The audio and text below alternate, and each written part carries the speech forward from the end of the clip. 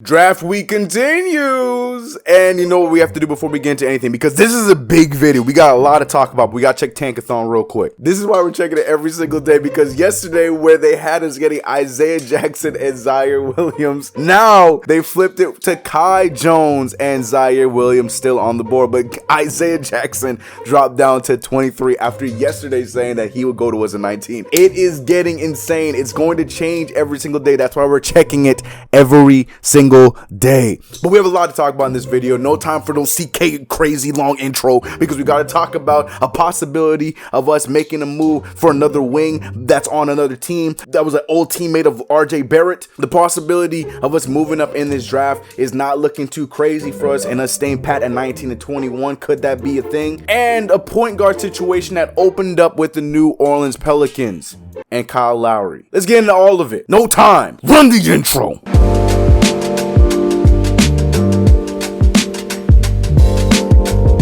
What's going on, CK Crew? It's your boy CK2K. Welcome back to another video. If you haven't already, make sure you subscribe to the channel, hit that notification bell. Do not forget to like this video, join the Discord so these conversations can continue, and go and check out my other channels. All the links to all the other channels are in the description below. There's content everywhere, so if you think there's no CK on the day that I don't upload, you're just not looking hard enough. Guys, a lot to cover this Tuesday of draft week. There's a lot of things going on right now from the draft and from things that are stemming around the NBA draft. And I want to talk about what transpired yesterday after the Pelicans and Grizzlies trade, and where that kind of puts the New York Knicks. Now, yesterday, you know, the Pelicans made a mass haul trade to the Memphis Grizzlies to free up some cap space. I talk about the trade in more depth on my other channel, CK Hoops. Link is in the description below. Go check that out if you want to go into more depth and have an opinion on that. Go talk about it over there. But basically, I'm bringing it up to say this.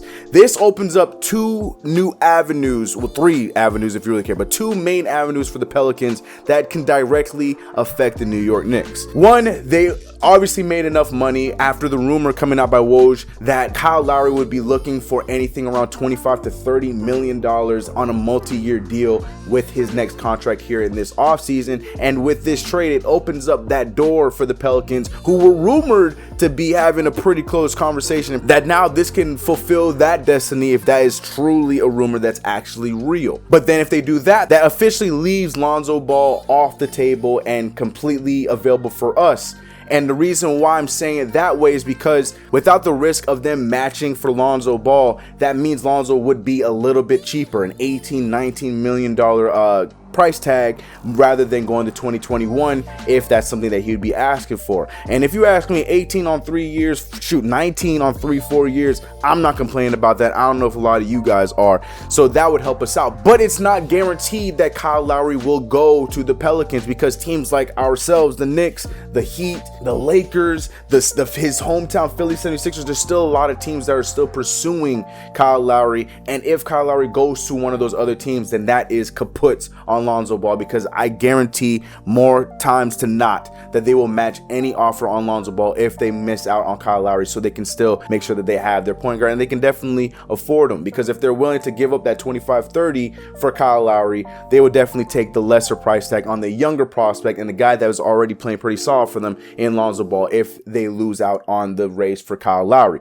So it opens up two different doors for the Pelicans that indirectly come towards us. So we're hoping for option A to happen, where Kyle Lowry and the Pelicans rumors are completely true. They get married, they send all the money to Lowry, they don't have enough money for Lonzo Ball, and then that in itself puts us in the driver's seat for Lonzo Ball. Whether or not the Knicks want to go after him, that's a different question, but that puts us in the driver's seat because we're the one with the biggest wallet of any of the other teams that are going after Lonzo Ball, between the Clippers, the Bulls, because the Bulls only have so much money, unless we have yet to see it yet, but unless they make some sort of Pelicans like trade to free up some space if they really truly want Lonzo Ball. So we would be in the driver's seat for Lonzo Ball, which would help us in getting him for a lesser deal if no trade happens for the Bulls or the Clippers and freeing up any of their cap space. We're in the driver's seat to make sure that we can still secure him without having to throw too much at Lonzo Ball to put him on the team, especially when we're hearing from his camp and hearing from everybody, officially and unofficially, that the Knicks are one of his favorite destinations. I'm sure he would have no problem taking a tad bit of a price price cut. So what you guys' thoughts on that? Do you think the Pelicans go after Kyle Lowry and leave that door open for us with Lonzo Ball? Or do you guys think it's already officially over for us with Lonzo Ball and Kyle Lowry's not going to go to the Pelicans and Lonzo's just going to end up staying with the Pelicans and we're going to have to look elsewhere? What you guys' thoughts on that? Let me know about the comments below. Now let's move on to something else before we get into the draft news. There's a bit of a rumor going on right now, and I'm throwing my hat into this race. Amongst a lot of Knicks fans, it's a 50-50, I would say, maybe 60-40 on your feeling for this player. I've said from the jump, I've been a huge fan of him as well as RJ Barrett, but Cam Reddish is said to reportedly possibly be available for the Atlanta Hawks, with the only asking price being of a first-round pick. And personally, I'm saying, hell, give him 21 and 32 for Cam Reddish. I don't care, because we're looking for a wing anyway, and Cam Reddish, I feel like, put him next to RJ Barrett long term, we got ourselves a crazy backcourt. Regardless of whatever you want to believe or think about Cam Reddish, I like Cam Reddish. I think he has a lot of offensive upside. I think he's a very confident player, but a lot of it is also between the ears, and that's probably the biggest worry when it comes to him. But at the same time, you're gonna get that with any of these younger players in the league. I'm taking my bets with a guy like Cam Reddish to play with his old teammate in RJ Barrett, to be a defensive minded guy under Tom Thibodeau, hopefully gets that mentality right under Tom Thibodeau.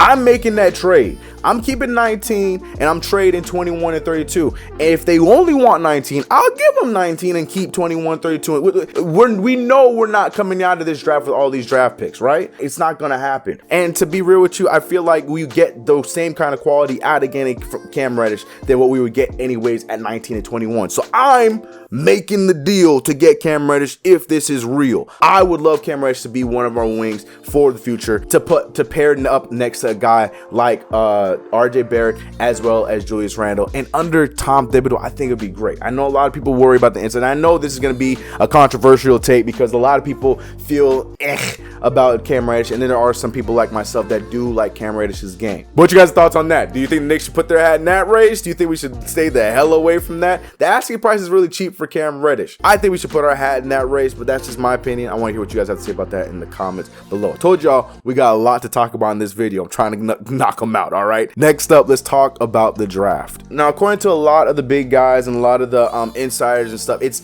looking very unlikely for the Knicks to trade up. We all are thinking, we all know, there's no thinking, we know that the Knicks are not coming out of this draft with 4 players, but the possibilities of us trading up and getting a top 10 pick or anything like that, I think that those are slowly going out the window. I think because of how deep this draft is, some of these teams are a little bit more tight-lipped and they're not looking to move and swap their pick. Maybe there's an off chance that we move up and get like a 12 and 13, but that to me is not enough to give up both our 19 and 21 to get 13 or so. I don't think we should do something like that. I would definitely want us to move up, but if we're not moving it up from 10 or up for both of our picks, I don't think it's worth it to move 2 picks to get just 1 pick, 13, 14 or something like that. You know what I mean? So it's looking less and less likely that we move or give up on 19 and the 21st pick, and we need to be paying more attention to the guys and the names that are around that spot. And there are a lot of names that are favorited around amongst a lot of Knicks fans, from Trey Mann to Trey Murphy to Sharif Cooper to Jared Butler to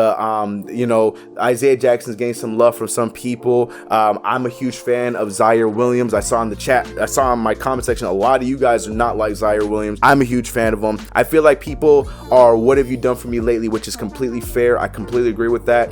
But like I said, the mesh with him and Stanford just made no sense. So I feel like he did not show who he truly is in his last season with Stanford. So I feel like that's a steal at 19 and 21. This guy was a top 10, but we'll talk about Zaire Williams in another video, or I'll probably talk about him in the draft, but that's neither here nor there. But the point of the matter is the Knicks are most likely going to be drafting at 19 and 21, and anything can happen. Everybody's mocks from probably 5 all the way down is very, very different. The way that we're talking about the 19th and 21st pick, hell, just yesterday and today, it's already different between 1 day apart. You're seeing the same thing upstairs. Like, a lot of us believe that Cade Cunningham is the undoubtedly, no questions asked, #1 overall pick. but a lot of people disagree. All I'm trying to say is this draft is very all over the place, and there's no guarantee on who is going to be available for us at 19. I'm looking at guys like Davion Mitchell, Jalen Johnson, and though in our brains those should be easy, no-brain picks at the top, but you never know. Davion could fall. You can never know.